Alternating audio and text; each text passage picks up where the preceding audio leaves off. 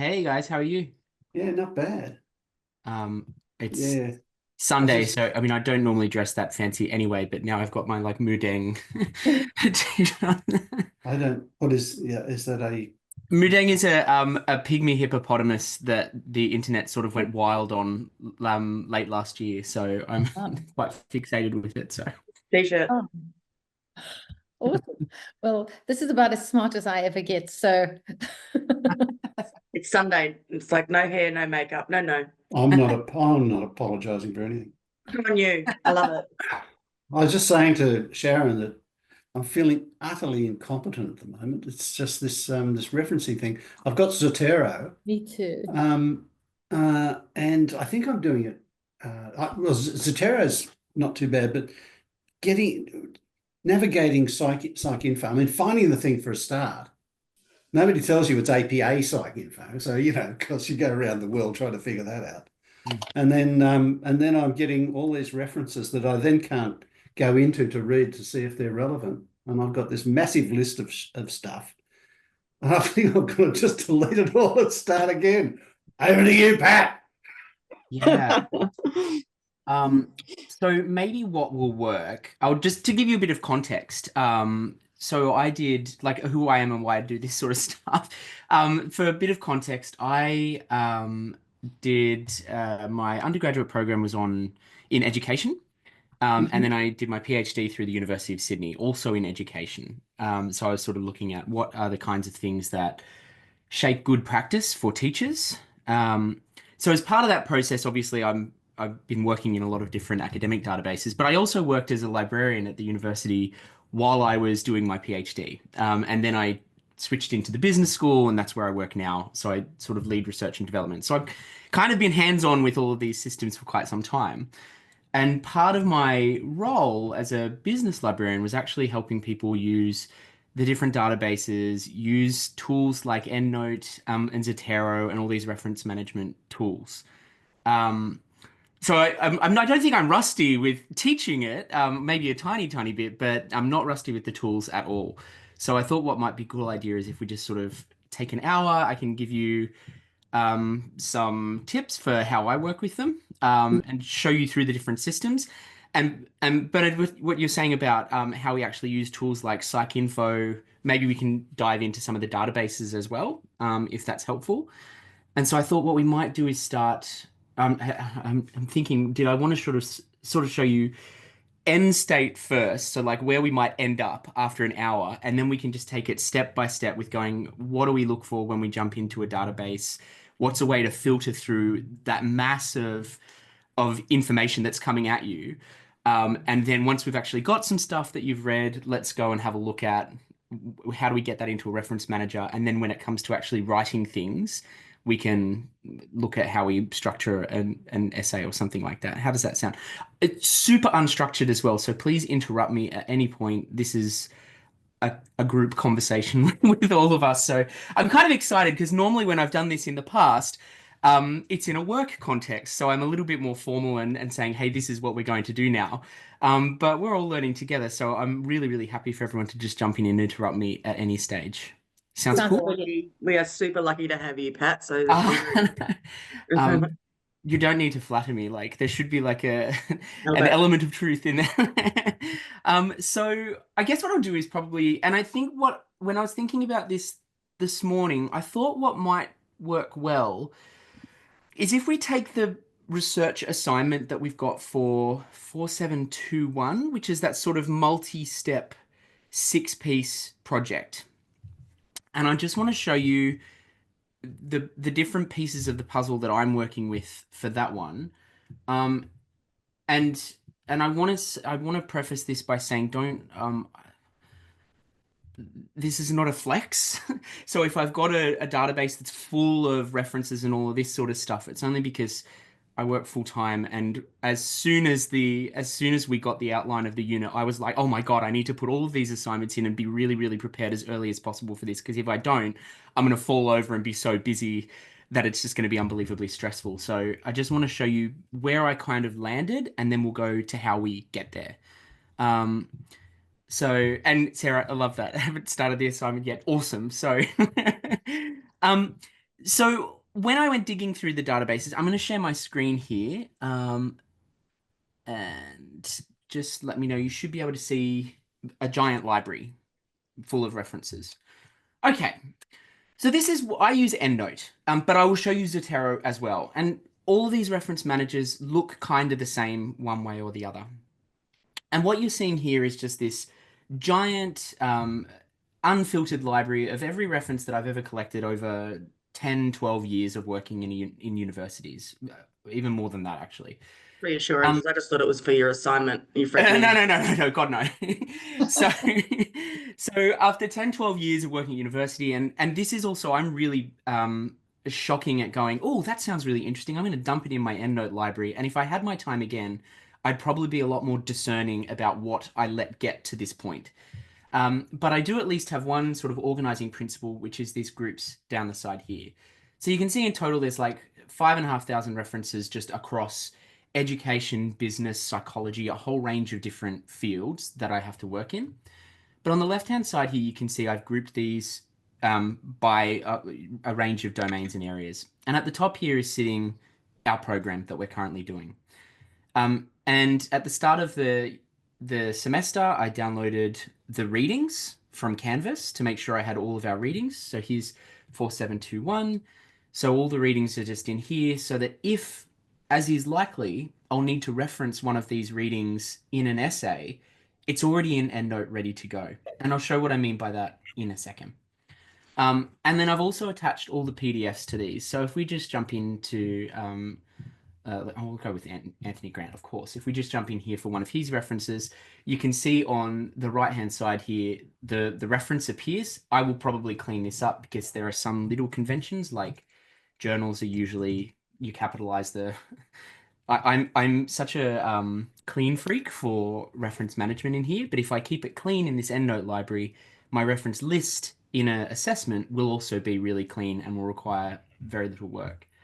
But you can see in here, I've just got the reference, the author, the components of a reference, author, year, title of the article, the journal that it's published in, and a couple of other pieces of bibliographic information. I don't manually put this in. I import it from databases, which I'll show you today. So it will save you heaps of time there as well. And also, quick win as well, and I'm going to show you this too, is Google Scholar. If you've ever come across a reference and you're like, I just really quickly need to rush it into my reference manager, whether that's Zotero or EndNote, one way to tackle that is through Google Scholar. I also attach the PDF because when I'm reading PDFs, I like to do it on my iPad rather than on a computer, depending on the situation. If I'm in mad assignment writing mode, I tend to do it on the computer just very quickly because I'm like skimming through articles.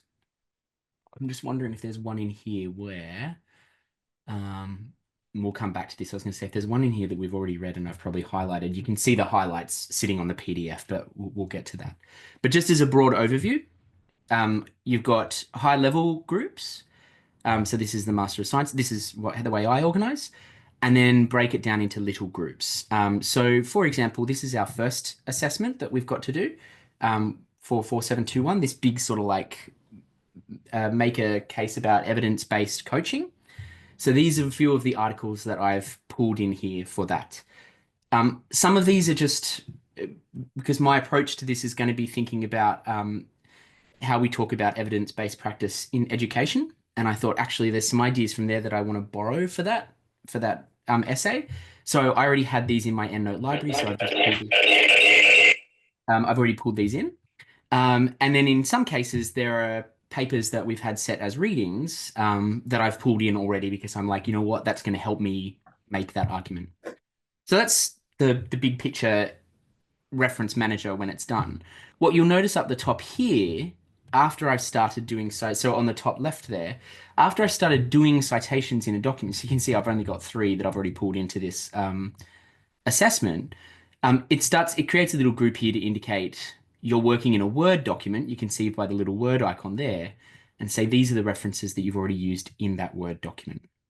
What does that Word document look like? At the moment, this is just how Pat approaches writing something.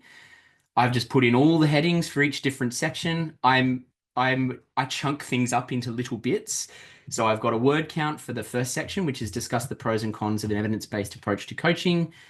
And then I just put subheadings and I'm like, you know what? Intro is going to be about 10% of those words, roughly. So I just chuck a 150 word guide for an intro.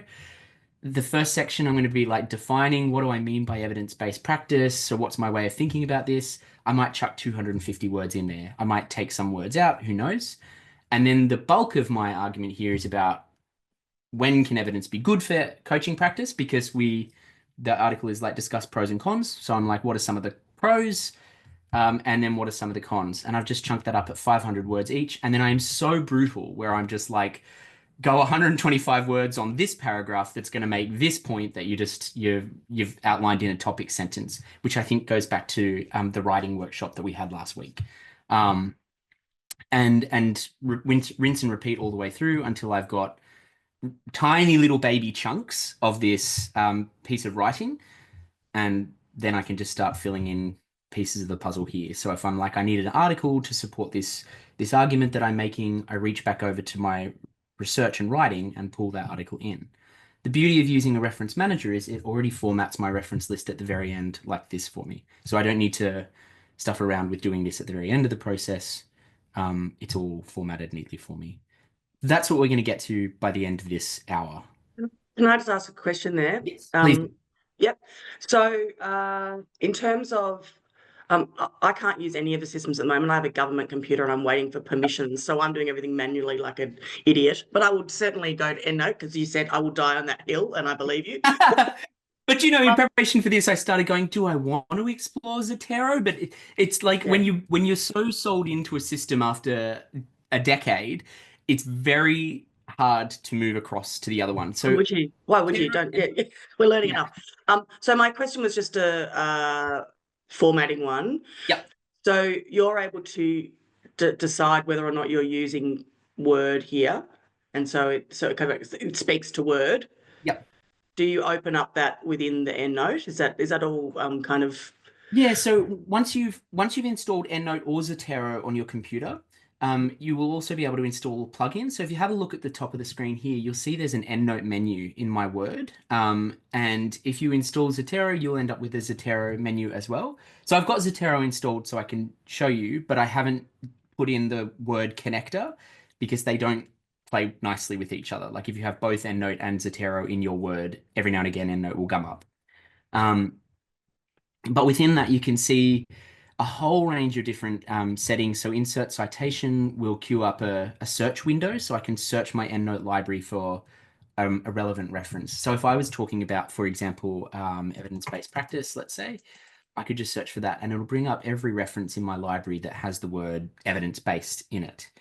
And then I can just select the references that I want to insert and hit insert, and it will drop them into my document where I'm ready to roll. I'm jumping so far ahead here, so don't be overwhelmed. We're going to build up to this. If I want to change, I mean, we're using APA referencing for this whole program, but if for whatever reason I wanted to change the referencing style, that option is up the top here as well. So I can switch it out for anything else. Zotero does this too. It just out of the box, Zotero doesn't have as many referencing styles installed as EndNote. But for most things that you would ever be doing at a university, Zotero has them out of the box as well. So does that kind of answer your question, MMA? Yes.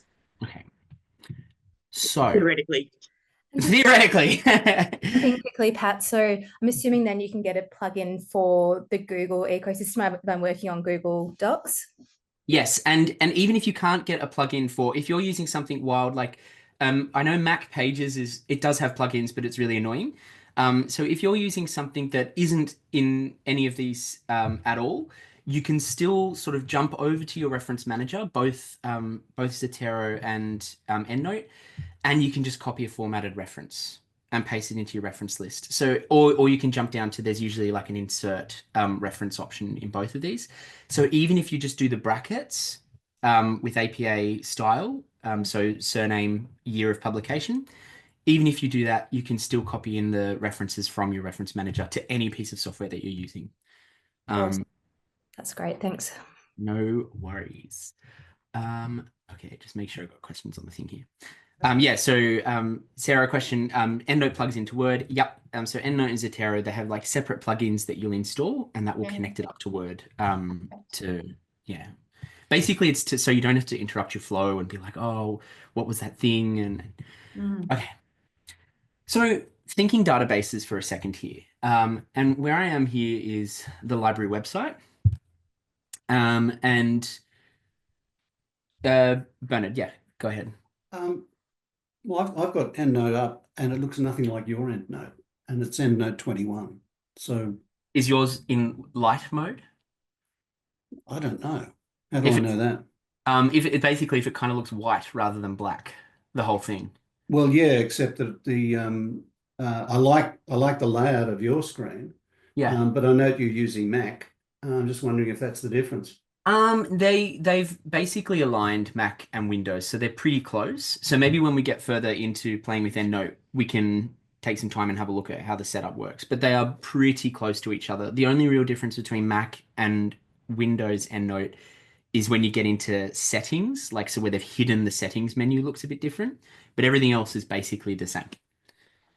So we'll get to that.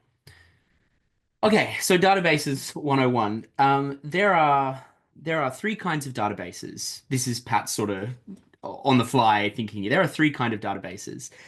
They're your big algorithmically driven databases like Google Scholar. So that's just scholar.google.com. Amazing if you want to find some quick stuff. So if you're lost and you can't find any information on a topic, jumping into Google Scholar is a quick way to get a lot of information very fast. So for example, if I type evidence, I don't want to go evidence informed because that's Pat's. Let's go evidence-based coaching. You can just put a search word in here and you'll get a ton of results. And you see at the top here, Michael Kavanagh, Anthony Grant, like you'll see your classic people up the top here. Hot tip for using Google Scholar, strong recommend, is if you go into your settings menu here, so hamburger on the top left, and click down to settings, and then go to library links, tell it that you're at the University of Sydney, and it will automatically link to PDFs that you can access through the university, which is amazing, and it'll save you a lot of time. So that again is the hamburger, settings, then go to library links and you just type in here University of Sydney and then hit save. And you'll have these two options here, which basically link out to University of Sydney PDFs. So Google Scholar is a really powerful tool, I think, when you're kind of lost and you need to find some kind of information because the algorithm will drive results to you. But I am also not a big believer in letting algorithms do search for us because you don't understand how it's surfacing certain results. You're probably missing a lot of things.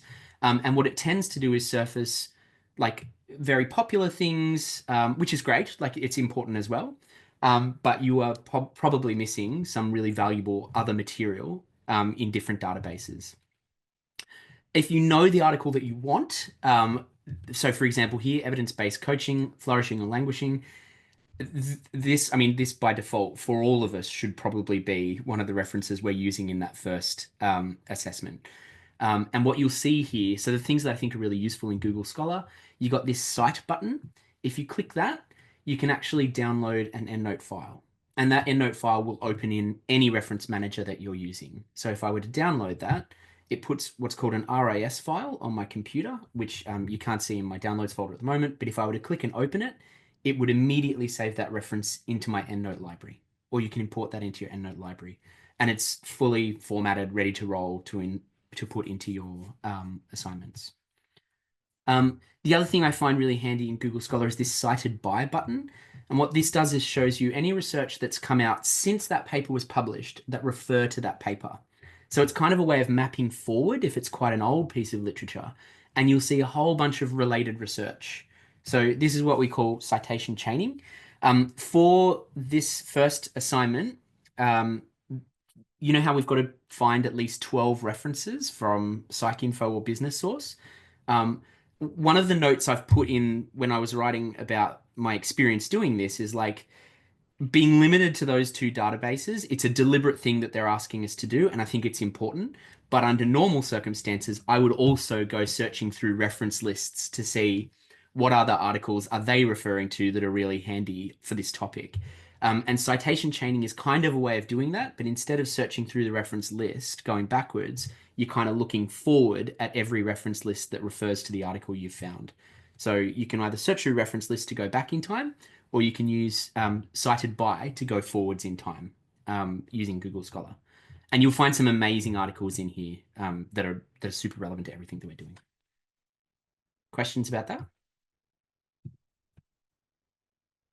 Cool. Okay, so that's type 1 database, which is Google Scholar. Algorithmically driven, really handy if you're lost and you just need to get a bit of purchase, because you can use cited by and reference lists to dig your way into an area of literature.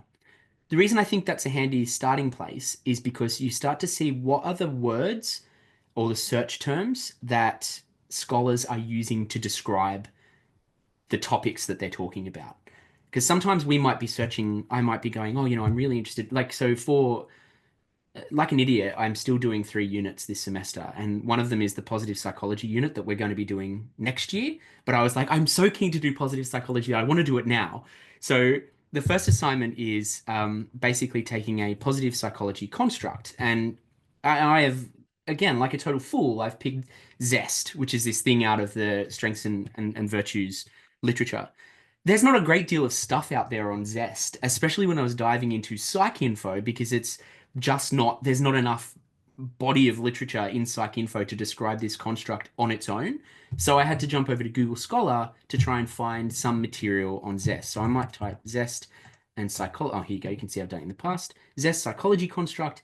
And then at least I'm getting some material about this concept. And I can open up this PDF, have a look at the reference list, have a quick skim and see the way Zest is being described in the psychology literature. And then that enables me to go over to PsycInfo or other databases and search for those search terms there. So algorithmic database number 1 is Google Scholar.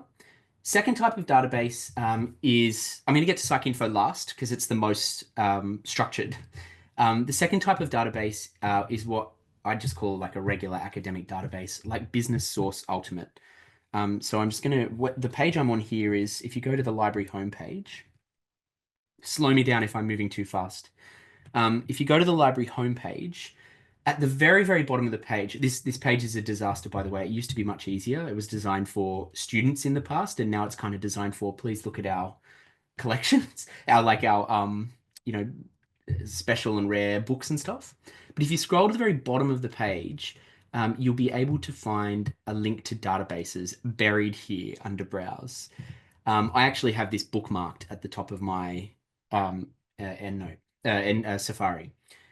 The reason I like this is that you can actually jump straight into the academic databases. You can also search for it from the front page. I'm just so unused to searching. I prefer to go, yeah, I know the one I want, and I go, I type B for business. But let's go down and launch Business Source Ultimate. This database, like PsycInfo, is a massive aggregator of many different journals. So in Business Source Ultimate, all I basically want to do here is type in my search terms. So I can do coaching like that, and it'll give me, and I usually, when I'm starting out in a field, I like to start with a really broad search and then gradually add search terms to narrow it down. So by searching coaching in Business Source Ultimate, I can see I've got 21,000 results. Now I might want to narrow that down, and I might say evidence-based, and I'm putting those in inverted commas so that I get the phrase evidence-based. And if I want to be really clever about this, I can put in brackets and go or evidence-based, because people might be using different approaches to spelling there. And that narrows it down to 748 results. And 748 is still quite a lot, but at least I can have a skim of the abstracts. So your little summary of each article is much easier for me to have you have a look at the headings first before you dive into the abstracts, obviously, but I might just skim through and say, is this getting me close to where I want to be? Yeah, okay. New coaching research, what constitutes evidence-based coaching? Here he is again, like we're starting to get closer to what I want here. And then I might narrow that down further by adding another search term. So I might go, what's something that we can go related here? Oh, I might add a date limit. So here I'm going to go all time, and I'm just going to say maybe the past 10 years. So that cuts it down to 470 results, and you get the idea. I can just gradually narrow the results down further and further and further. Business Source Ultimate has a really complicated way of adding these references to your EndNote library. So all of these databases have the ability to export results. With this particular database, I need to select the results that I think are relevant. So let's just say I think these first 4 are relevant. And then I can go up here to, so annoyingly, so download is about downloading the readings, I'm pretty sure in this one. Yeah. So download would download this sort of metadata, but wouldn't go into your EndNote library. In order to add these to your EndNote library, you click Cite, okay, great, and then hit Export Citation. They fixed this. It used to be a 3-step process. Now it's only a 2-step process. So I click that little Cite button, hit Export Citation, and I want to select RIS format. RIS works on Zotero, EndNote. Every single one of these tools will export RIS. And if I click that, it will download a RIS file with all 4 of those references. And when I launch that into EndNote or Zotero, it will store all those 4 references in my EndNote library. So it'll look just like these, ready to go. Bernard. Won't let me download to EndNote because I've got Zotero. Zotero seems to be a dictator Yes. of my whole system. I Yeah. am So once if you've got enslaved Zotero, thereby. if you've got Zotero and it's sort of inveigled itself into your computer and it now controls, yeah, that's right. It controls, it's got the file association for an RIS file. It'll launch any RIS file you open will launch into to Zotero first.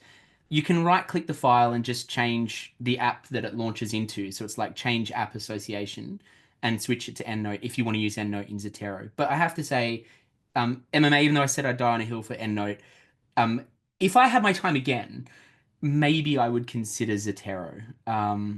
Except that I like using my iPad to read, and Zotero has a 300 megabyte limit on your library in the cloud, which for most people would be fine. But I have like 4,000 PDFs, so that limit is too small for me, and I'd have to start paying Zotero money annually in order to get a higher limit. Through the university, you get EndNote for free. So that's kind of the calculations that I'm weighing up there. But whether you go with Zotero or EndNote, they basically work the same. So yeah. Can I just ask a question about the RIS Yeah. download? Because I've seen that before. But so when you said you import it into your library, Yeah. where does it go? So I know where it is once I go back to EndNote. Yeah, absolutely. So when you first open a RIS file, on the left-hand side here, you'll see imported references. Okay, And great. that will be the last. So you can see here, I added this morning. Mhm. That will be the last RIS file that you opened will appear in imported references. Great. And then after you import several references, you'll see recently added here. So anything new that you've added in the last, I can't remember the behavior in that folder. You're probably able to change it, but it's probably about the last week. It will add into the recently added folder. And then you can just drag into the folder that you want it to be in. Exactly. Yeah. Okay. So it's just a click and drag over here. So I might just throw that into coaching reads there and boom, just like that. Awesome. Thank you. I just dropped into the chat because I Googled and found your other videos. Oh yeah. On Oh yeah. So a blast from the past. Yeah, great. Yeah, one you prepared earlier. But if anyone's having trouble, I did your step-by-step to installing, and it worked perfectly. Oh, beautiful. Oh my God. So that one helped. I thought they would date. They would actually, I was, can you believe that when I was leaving the library, which is about 3 or 4 years ago, to come over to the business school, and then on my last day, they said, please, can you update all these videos? And I'm like, in a few hours? So I'm really glad that they've aged well. It's a different version, but it still works. They haven't changed too much. Sarah? Yeah, just a quick question on that, Pat. So I've got my work Outlook, I've got my private Outlook, and then I've got the university Outlook. Do I have to download the EndNote from the university to my Outlook university version, or can it work across anything? So EndNote doesn't, it'll work over anything. So Okay. you log in through the university website, and by the way, you can access this by, if you go to the library page and just search for EndNote. But if you want to know how to navigate to it from the library page, which is just library.sydney.edu.au, Yeah. you can either search here for EndNote, or because I am old school and I like browsing, you just scroll to the very bottom of the page and click into referencing. Yeah. And you'll see here EndNote. Okay, perfect. So I click on that and that downloads it and launches it. Okay, Yeah, so you've got to amazing. download EndNote for PC or Mac there, so you can download that and install it. You're a And it legend. will work on any computer that you've got. Thank you. I'm not getting, how do I install this thing? Cheers. And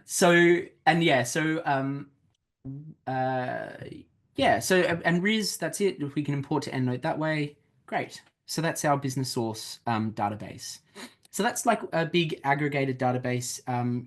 Like the provider is EBSCO. There's another one called ProQuest. These are like massive, massive academic databases that pull together many different journals. The reason that's important is I want to talk about two of the key journals that we've got, Coaching Psychologist and another one, because I'm going to show you a database where you basically can browse the journal itself, which I think is a really useful practice for us to get into in any field. Carolyn. Sorry, I was a bit late. That's right. How do I find you in the old videos? I'll repost that link that Elizabeth found. Okay, great. Thank you. There you go. Awesome. Thank you, Pat. This is so good, so valuable. No worries. I'm looking at the time and I'm like, we may go a little bit over time. So if anyone needs to drop off at 11, just go for it. I'm like, we'll get through as much as we can, and then yeah. So that's Business Source Ultimate. Now, PsycInfo is a little bit different because it's what we call a structured database. So they have structured search terms as well as free text search. And I think this is what blows people up when we're trying to use it, because we're very used to Google, where it's just you figure out what I want.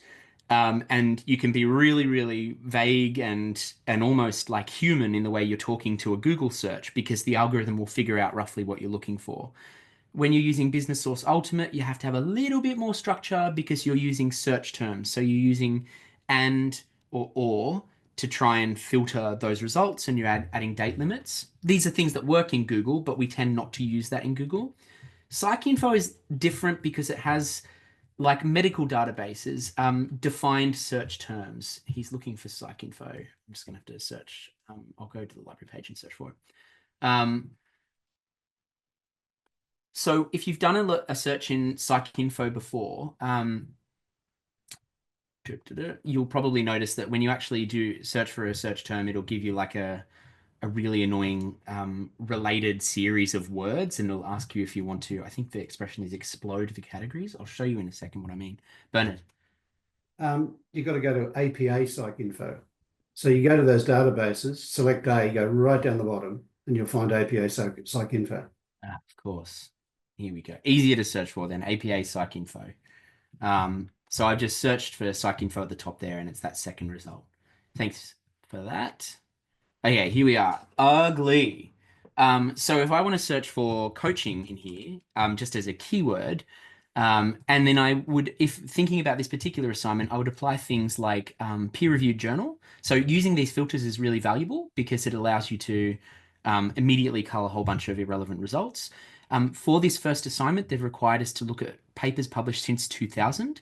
So I'm going to apply a year limit. So I'm going to say the year 2000 and then just leave that blank, which goes to current. I can't read other language academic papers. So I'm going to like really butcher my way through some German children's books, but that's not going to get me anywhere on this. So I'm just going to go with English language, peer-reviewed, published since the year 2000, and that feature the word coaching. And if I click search, so this is basically going to work similar to Business Source Ultimate, but then I get this page here, which is subject headings. And this is what makes PsycInfo distinct from other academic databases. That subject headings are like predefined search terms within this database. So what you can do is, if you have auto explode fixed here, it will basically add all those search terms in. Focus narrows it down. You can unselect that.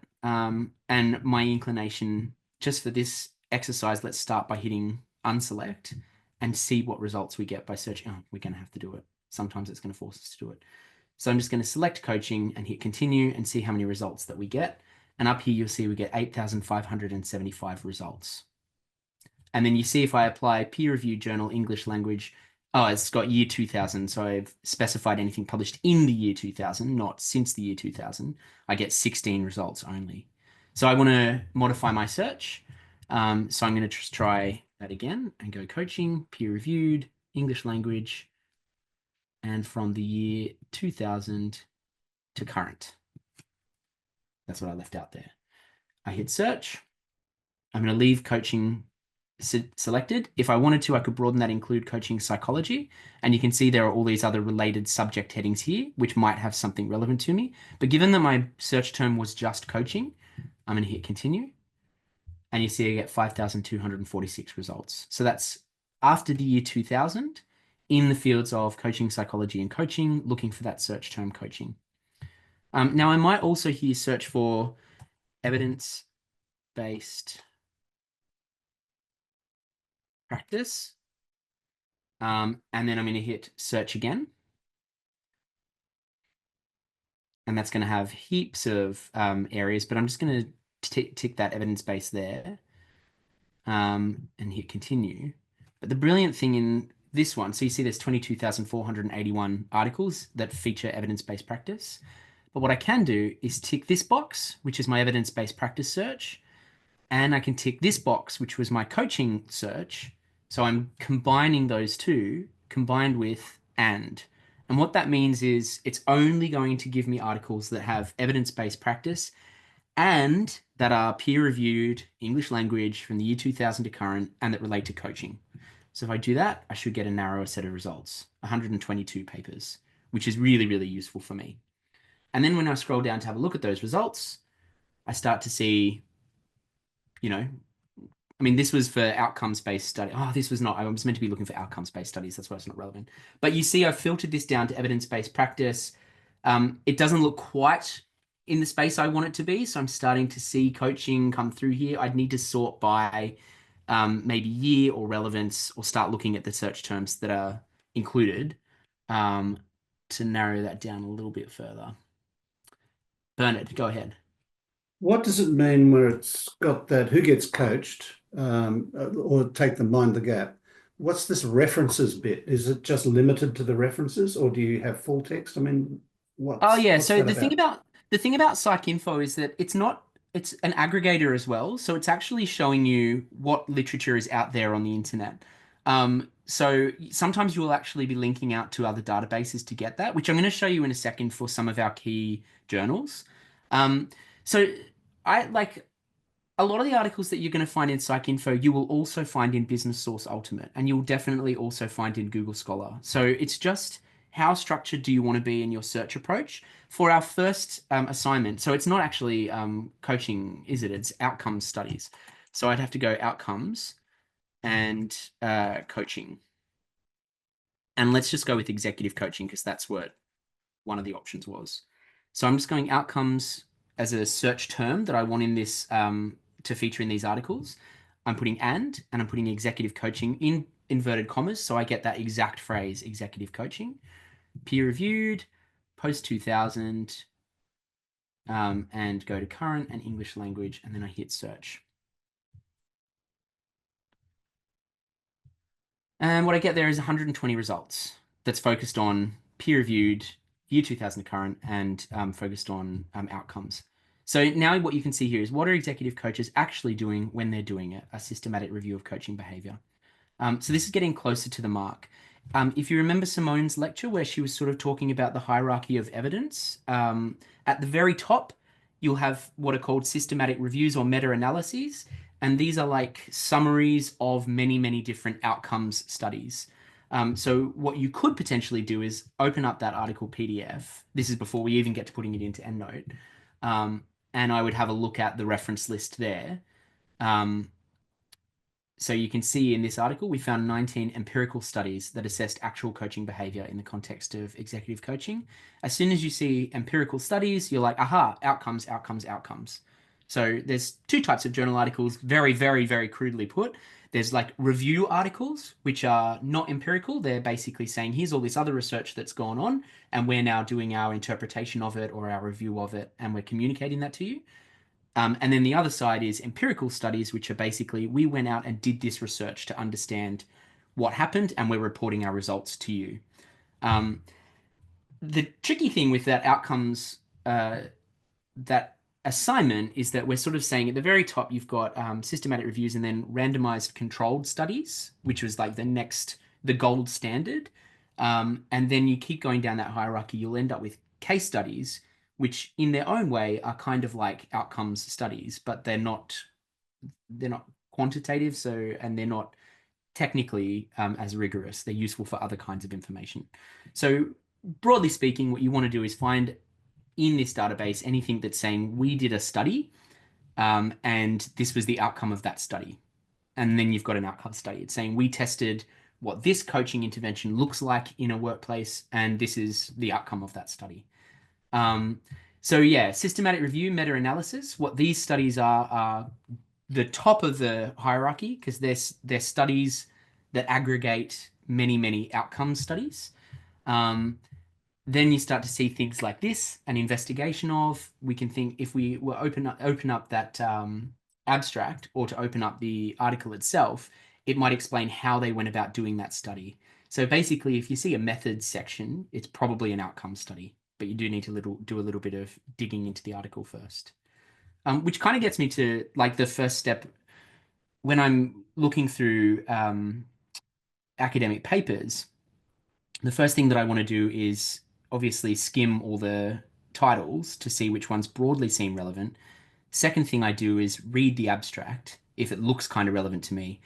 And then I want to do a scan of the article.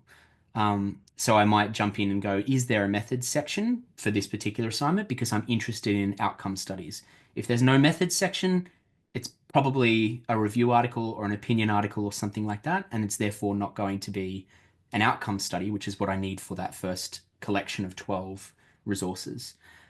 For the essay, so this is I'll jump over here so I have a bit of an anchor to the actual assignment. For this first part here, discuss the pros and cons of an evidence-based approach to coaching. I'm going to use a mix of empirical studies and also opinion or review articles, because this is, I need some empirical studies that help me say, yeah, we know that evidence-based approach works in this environment, but also the views of Tony Grant, the views of Diane Stober, all these other researchers is also really relevant for me making that argument. But when we get down to the identify empirical outcome studies, all they're asking for is papers that are outcome studies, like that have actually done actual research and are reporting on the outcomes of that research. So for these, I don't want to include anything that doesn't have a methods section, if that makes sense. So yeah, as far as like skimming through academic papers goes, the most useful like threshold concept here for reading academic papers. I mean, everyone's masters here, so we've all read academic papers before. But the most liberating threshold concept with reading academic papers is they are not novels. So they're a completely different genre, and they're not meant to be read front to back. You're actually they're designed for academics to quickly pick their way through in different ways. So read the abstract first, read the introduction and conclusion, and then go back in and pick into different parts as necessary. So when we're reporting on empirical studies, we might go, okay, I've read the intro, I've read the discussion and the conclusions. How did they do this study? Then I'm going to read the methods section. And then I might be like, oh, I actually want to understand a couple of these concepts. I'm going to jump all the way back to the literature or context at the very front of the article. But I don't need to read these front to back for the purposes of these kinds of assignments. I need to jump in at the part where I need to get the detail. And that's especially important early on in the research process, because you've got to find 12 of these. Like, it's absolutely massive. So we've got to scan through a lot of literature, and to save ourselves time, one of the first things you want to look at to rule in or out an article is, does it have a methods section? How did they tackle this study? And when they're reporting the results, did they say, yes, this was the outcome of this intervention on a workplace? And if you can find that in a discussion or a conclusion, then you might include it, and then you might take the time to read the article in a bit more detail. So yeah, it's kind of like you're given permission not to have to read everything front to back. It's like putting things on Audible and listen to like what the Adventures of Huckleberry Finn I listened to recently, and I had to put it on like time and a half to actually get through it. And also some of like the unbelievably racist sentences in there where I'm like, quick, rush through this. It's awful. So taking the time to like to be allowed to skim through these is really, really important. Yeah, so don't feel guilty for skimming through articles. It's no human being, like the actual volume of material that is now getting produced by research institutions is so great. There is no way that anyone can actually read them all front to back in detail. What people do is go, here's the special thing that I'm trying to focus on. So I will read in detail the 4, maybe 5 or 6 articles that are really, really relevant to what I'm doing. And then I will read in a slightly more superficial way another bunch of articles around that. And then I'm going to skim through this vast amount of literature that helps me narrow down to the most important stuff, if that makes sense. Okay. I mentioned one more type of database, and that's because a number of our Belinda, go ahead before I jump into this. Sorry.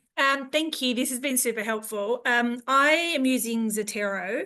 Yep. And I found that I was playing around with it yesterday. Mm-hmm. The way that you can easily save the references in Business Source Premier, I couldn't seem to do with PsycInfo. Could you show us how to do that? So PsycInfo is rough. So if I go tick, tick, tick, so I'm going to select a few here.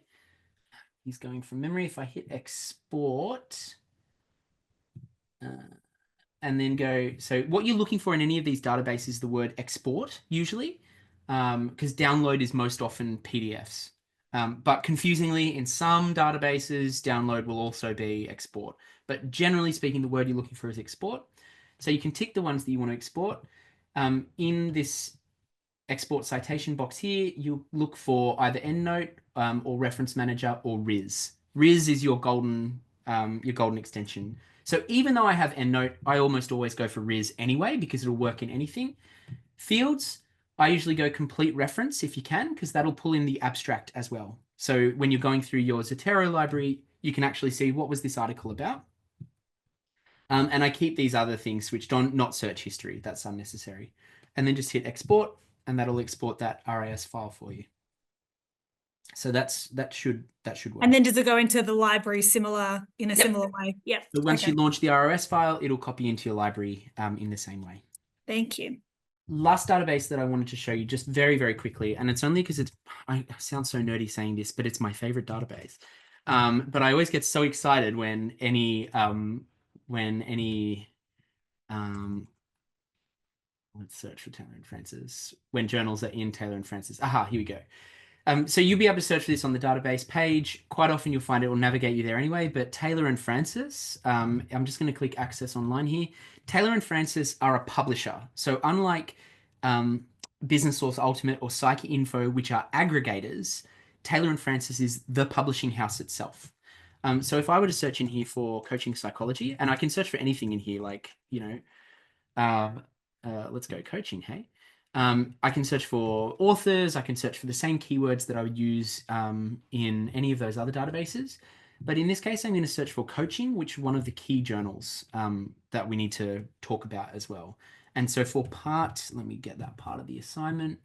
For part 2, we need to identify 6 peer-reviewed journals in the field, and we need to talk about their audience. One of the ways that you're going to do that is, so one of those journals is coaching. This journal is one of them, and you'd find it in coaching in Taylor and Francis. Within this, you're able to search for particular articles, but more importantly, is you're able to browse the articles and the history of the journal. And if we think about journals, let me just go all volumes and issues. One of the most helpful ways to think about academic journals is sort of this ongoing conversation.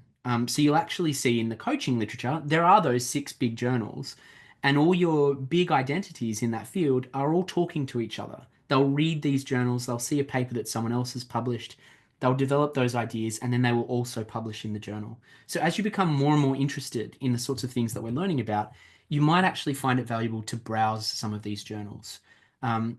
Browsing is distinct from searching because searching is sort of you intend to find a particular type of literature. Browsing is like, I'm very curious about this field and I want to see what's out there, so I'm going to have a look. It's like being in a newsagent and looking at what's on the shelf. So if I look at the most recent issue of Coaching, I can just scroll through here and see all the different articles that have been published about coaching in this journal over time. And some of these you might find really interesting. And likely it is, I mean, even I'm sort of looking at this now going, oh, I want to download a few of these. And you can sort of dive in. So let's say we dive in here, and you can read the abstract. And this is what I do. I'll sort of, if I find a title interesting, I'll have a look at the abstract. And then if I like it, I can export it to EndNote, or I just ditch and move along. When you're in databases like this, exporting to EndNote or Zotero is a little bit easier, because instead of having to download the RIS file, you can actually download the PDF and import the PDF. I'm going to show you this one actually, because I probably don't have some of these in my EndNote library. Yeah, let's go with this one. So let's say I've opened up this article because it looks kind of interesting to me. I've read the abstract, which looks really cool. I'm going to click View PDF. And if I download that PDF, so it'll open a reader like this. I just click the Download PDF button. That downloads to my computer, and I'm going to open EndNote so you can see what happens here. So in EndNote, if I want, I can go to File, Import, and I'm going to select this PDF that I just downloaded to my downloads folder, click Import, and EndNote will actually, and Zotero does the same thing, it will actually search online for the reference details and automatically populate that citation for me there. So I've got everything that I need, and the PDF is attached. When you're using RIS files, the PDF is not attached. You'll need to download the PDF separately, and all you need to do to attach a PDF to something in EndNote or Zotero is just click and drag the PDF onto the reference. Super, super easy. But if you're using, and this works in both Zotero and EndNote, if you're accessing a PDF from a publisher, or you can access like a reasonably recent high quality PDF, you can import it into EndNote this way. The reason I say reasonably recent is the way EndNote and Zotero find all this metadata to attach to the PDF is using what's called a digital object identifier code. That's the DOI. You'll see this all over academic papers. And they only really started reliably attaching DOIs to PDF metadata since about 2012, 2014. I still encounter some articles without it. So if that metadata is not attached, it will just pull the PDF in, but the title will have the file name, and that's it. No more data than that.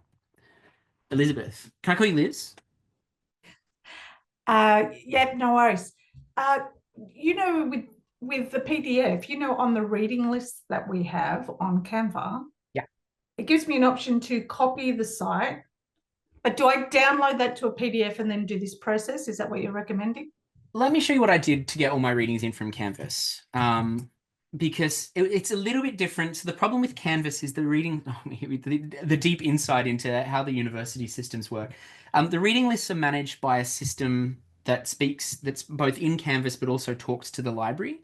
And what that means is that sometimes the metadata in Canvas is a little incorrect. So with academic papers, it's no problem. So for example, this in 4721, this paper would be fine because it's an academic journal paper.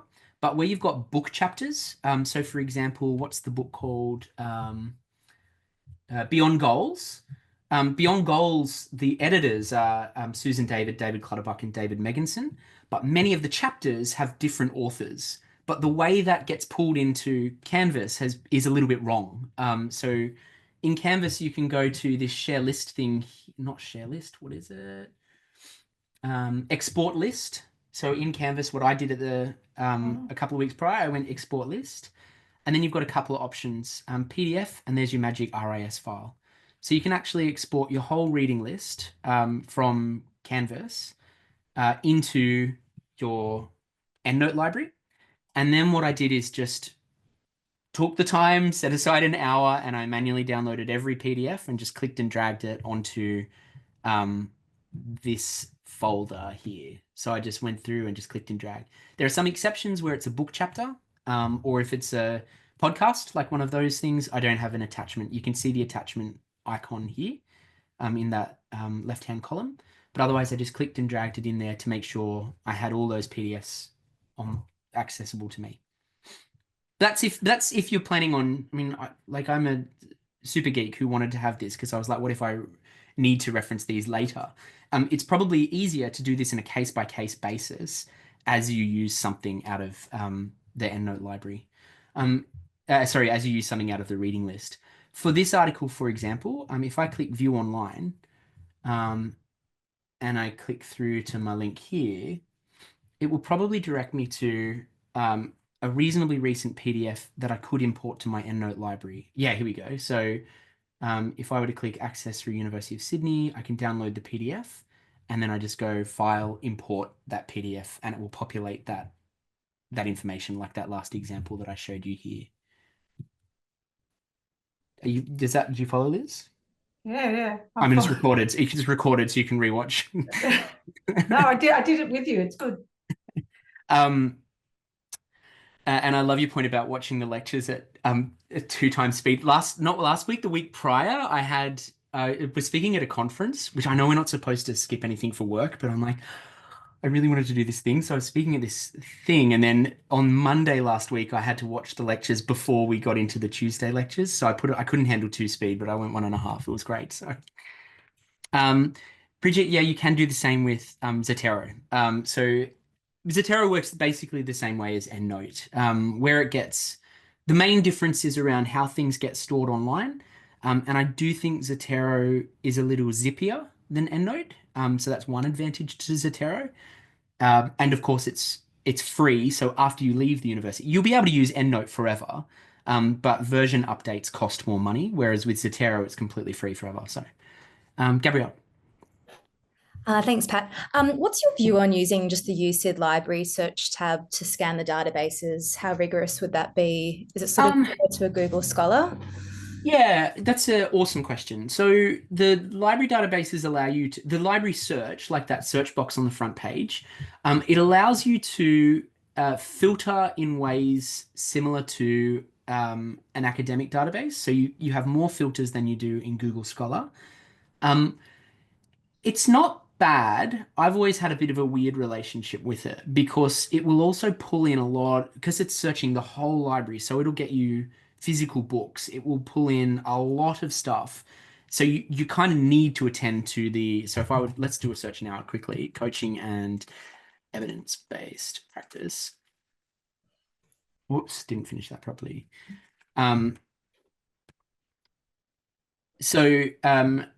Because it's drawing in a ton of different disciplines and it's not applying algorithms to filter, you're going to see stuff you can already see it here, nursing, medicine, business, language, blah, blah, blah. So you need to be way more attentive to the filters that you're applying in library search. The advantage to using library search is that you know that you have access to the materials that are in there because it's already coming through the library. Sometimes you'll find things in PsycInfo or Business Source Ultimate that the library doesn't have access to. And it's not super common, and they usually will find ways to buy it in for you.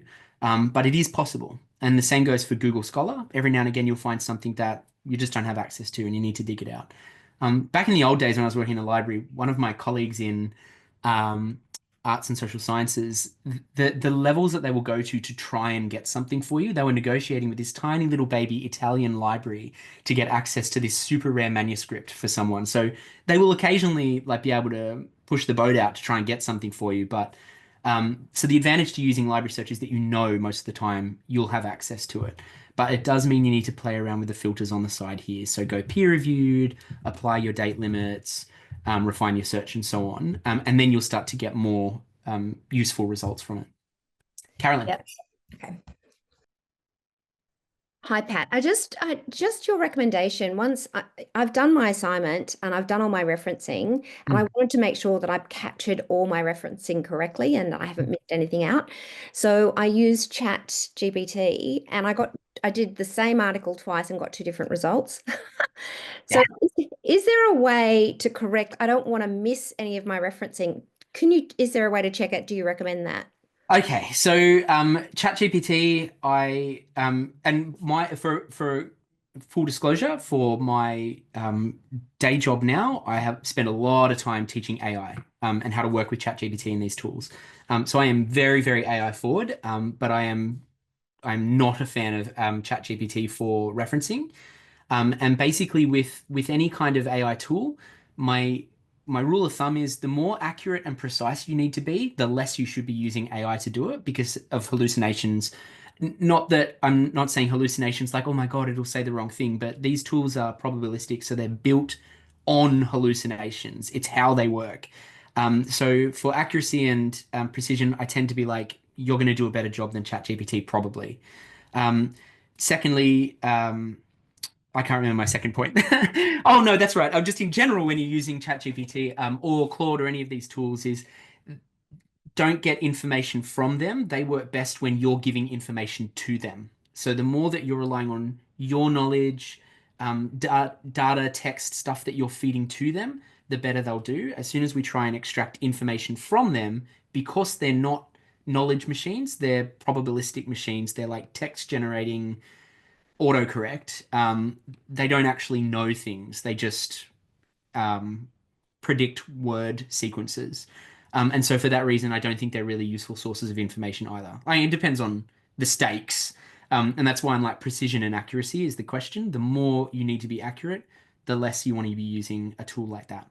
So the best way to check your references as you're going through, if you're using a tool like EndNote or Zotero with your while you're writing your essay, as you go through.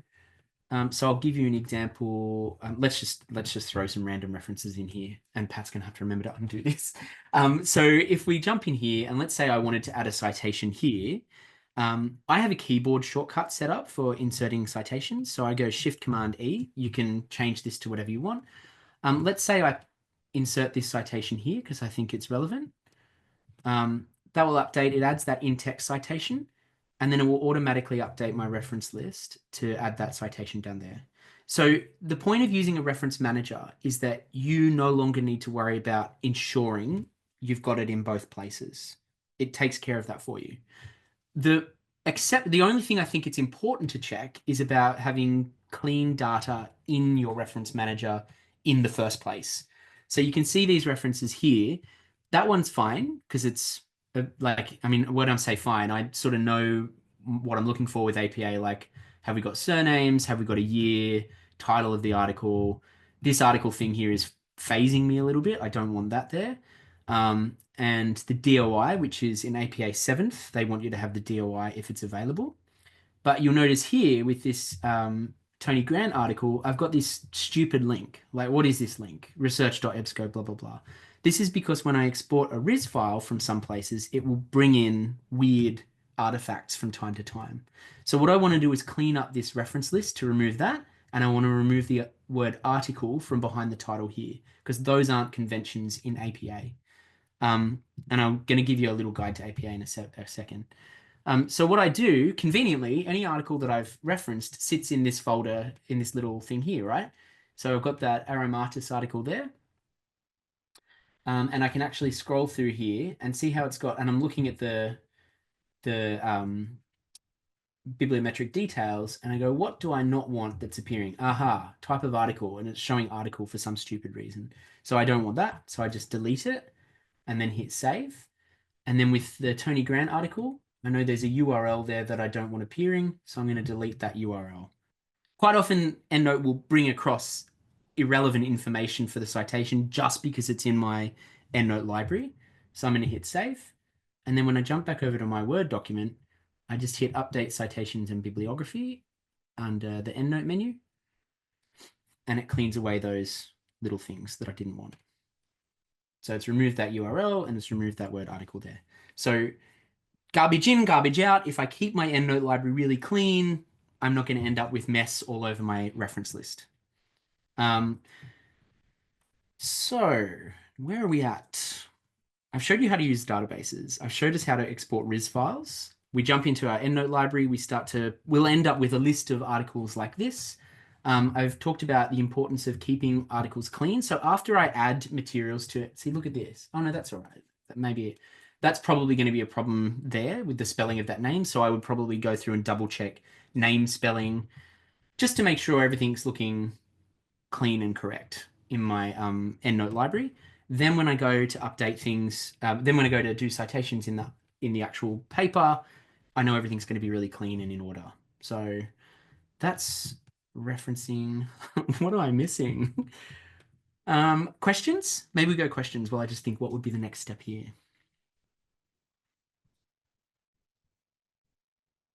You said you were going to show us something. I think maybe the highlighting the PDFs, was that what you were going to show? I can show highlighting PDFs.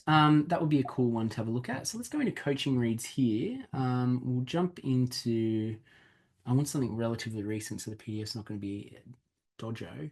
Let's try this one here. So 2 ways to highlight PDFs. I can click this far right button here, which will launch it into Adobe or whatever your system PDF viewer is. And I tend to use Adobe for this sort of stuff. But you can also launch it using EndNote's PDF viewer. And that's using that little symbol there just next to the PDF. Sorry, edit and PDF in there. And you should be able to, maybe I've got it configured funny. But what you should be able to do is basically leap in here and make your highlights. No, I've set mine up in a weird way. You can change this button, basically the default behavior of the launch PDF button, to either open in EndNote's window or to open in Adobe's window.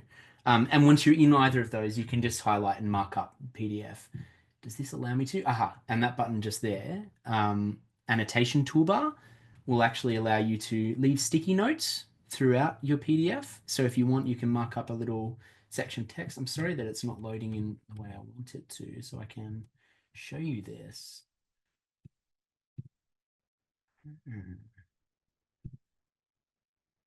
What have you done, Pat? Oh, here we go. Of course, dum-dum, just hit PDF and you'll be able to see it. So if you've got your annotation toolbar up the top here, so I've just clicked the PDF button. So I might be scrolling through here and I'm like, oh, this is a really useful piece of information. I just hit highlight. And so I can go through and highlight the PDF, and then I can actually right click. If I click on that, I can actually leave annotations on the side here. So just a double click and I can leave my little notes in that field. By default, it pulls in whatever you've highlighted, but I can just say, this is a really useful observation for the site 4721 essay.